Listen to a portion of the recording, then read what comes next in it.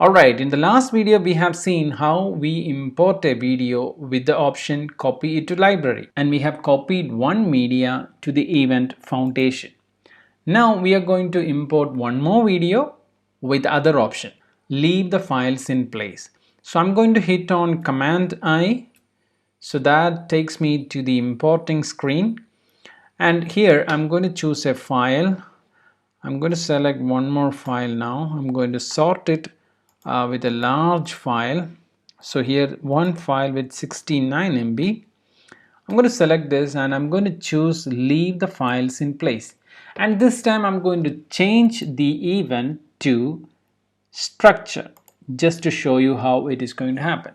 So I have selected structure as the event to import, and I have selected leave the files in place.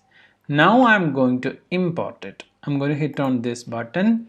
There is a file has come to the event structure. So this is the media. Now we wanted to see where this is located, right? So this file was in my ADATA, the external hard disk. Now I wanted to show you where it is located actually. So to understand that, I'm going to reveal in Finder. So this is the option, and it takes me to my external drive. If you wanted to see this is the file and this is the location new folder, and you can see that it is taken from the external drive. Alright, and this was the file. So now I hope you understood what difference it makes when you copy it and when you leave the files in place. Let me close it.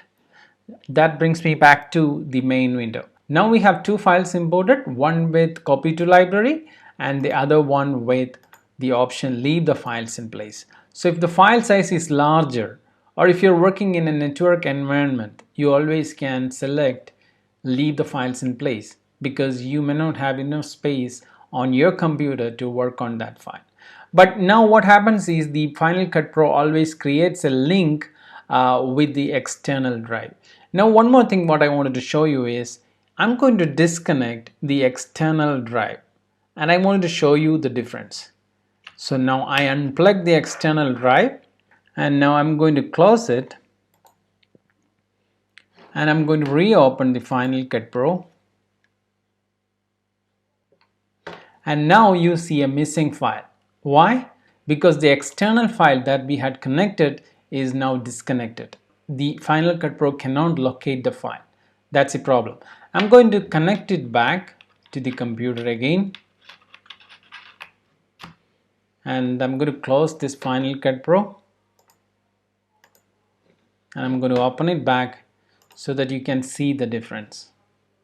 Now it's not showing up the same error message, because now Final Cut Pro can locate the file because the external hard disk is connected.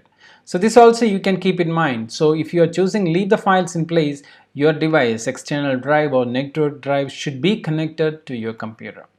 Okay, now we are going to see the other option. I'm going to hit on Command I, and this is keywords. Now I will show you what is keywords in next video.